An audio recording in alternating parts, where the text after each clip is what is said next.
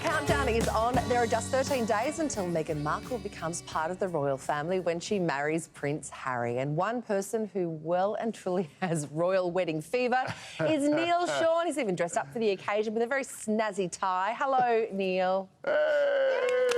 Morning, morning. How are you? Fabulous, thank you. Now, Neil, a wedding is very expensive, as we all know, and the dress is a huge part of that cost. How much will Meghan be spending on hers? Well, there's this great speculation. Now, as any girl knows who's getting married, the dress is the main thing. What I love about this, apparently, as well, is the first time that Prince Harry will see the dress is when he stands next to her in St George's Chapel in Windsor. But apparently, according to all the news reports over here, and it's not confirmed yet, let me tell you, it's going to cost $180,000, which Prince Harry is going to be footing the bill, possibly for the rest of his life. And it's from the designer Ralph and Russo, who, who also did, you know, that I thought she looked great. You know, the engagement portrait dress, a little bit racy, but I thought very sexy. So it's I think that's when they got that connection. So if that's true, Ralph and Russo, that's a great thing for them. On Friday, I was filming with a lady called Caroline Castigliano, who's a very famous wedding dress designer over here. And, you know, I'm not so sure if it's all in the bag yet, but you'll all know this. There's two dresses. Yes. There's one for the wedding, and then you slip into I learned these things, right? Dress. And there's apparently ones you've got to slip in for the after-show party or, you know, after-breakfast party, whatever. Yes. Now, do we know where they're going to honeymoon? Where are they going to honeymoon? No. Truthfully, everybody says this, Denise. Where are they honeymooning? This is the story, right? Apparently it could be West Africa. But there's a story breaking over here today that it could even be a shorter interim sort of holiday in the Cotswolds, which is a beautiful part of the country, but a tiny little cottage, a getaway from it all. Naturally, the Queen will possibly own the property. But, you know, the money, if you like, is not necessarily on the wedding. It's on that honeymoon picture. Do you remember when they chased all these other royal brides and grooms? If they could find out where they're actually going, that's the key factor. But I'm guessing it's going to be somewhere. It's not going to be a beach and a bikini and a book, let me tell you. No, maybe they could just fake the honeymoon, you know, like they did with the moon landing. Neil, what about the vows? There's talk that Meghan might not stick with the traditional vows. Will she love, honour and obey?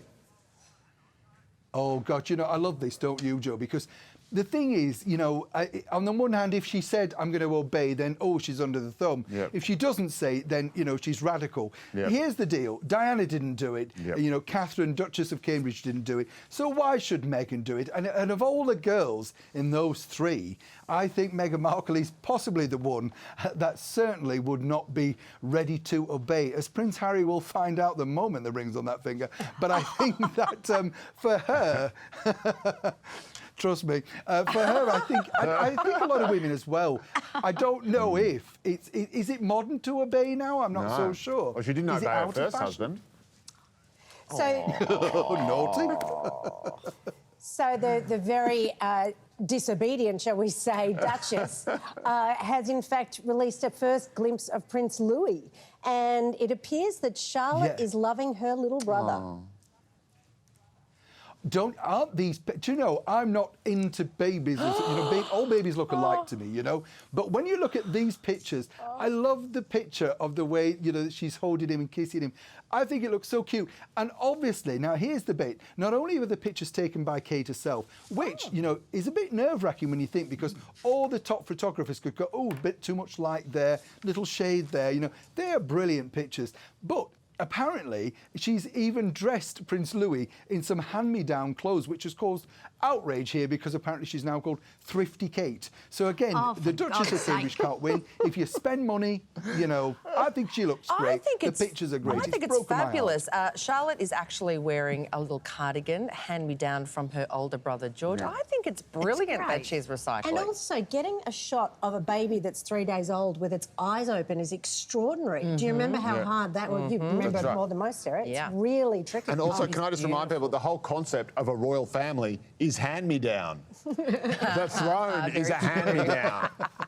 Hey, it's also been revealed, Neil, that Prince Louis hasn't made it to the guest list. Oh. Fair enough. Oh, no. Well, Yeah, well, I mean, look, you know, he's barely out the hospital, you know what I mean? I think he's already done enough for the country right now. He's got nothing to wear. I think, you know, basically, you know, all babies are going to cry at weddings. It's going to be tricky, you know. Kate's going to look gorgeous in some beautiful designer outfit, understaged so she doesn't upstage the bride, obviously. So, no, Prince Louis will not be at the wedding, sadly. So, if you want to get a glimpse of him, I think we've seen these lovely pictures now, and I think the next real big event is going to be maybe later in the summer. And Neil, as we get closer to the big day, there are, of course, lots of rehearsals taking place. And I'm not talking about Elton John. I'm talking about the walk down the aisle. How's that going? Yeah. Well, two bits of gossip for you here very quickly. You know, you may have seen a story that, of course, you know, Meghan's now going to be arriving to the church with her mother. And they said, oh, it's going to be in a car. It could be in a carriage. It may be in a car. It already depends on how comfortable the mother feels. I mean, you know, this is a lot of pressure on a family that are not used to worldwide, you know, sort of, you know, everybody looking at them around the world from the media. But also Thomas Markle, when he flies into London and meets Prince Harry for the first time, he will be having extensive rehearsals in the corridors of Buckingham Palace. This is where they rehearse the walk down of course, the famous wedding march. Now, what happens as the day gets nearer, about 2-3 days before, they actually will take him into St George's Chapel in Windsor, where he'll rehearse and rehearse again. You've got to feel for the guy, though. I mean, he's a very shy man, and he knows from that moment when he steps out with his beautiful daughter to walk down there, the eyes of the world are going to be looking at him. I'd be nervous. Yes. Now, on another note, the Queen is looking for a chef. I'll put my hand up. Yeah, well, I tell you, this is a cracking job, let me tell you. Now, it's £22,000 a year. It's not a lot of money, but you get live-in, you've got travel, you've got all the little extras that, you know, all the food that they don't want afterwards. It's a chef de partie role, and apparently, you know, you've even got pension, as I say. There's lots and lots of things. What I think people are sort of saying is, oh, she's not paying that much money. I mean, obviously you can't get a Gordon Ramsay or a Jamie Oliver, but for that cost, you're going to get somebody who gets a wonderful start within the royal family. And I kind of think it's a great job. There's also another one, by the way, which I may apply for. It's a gardener at Buckingham Palace, so you never know. I could land that.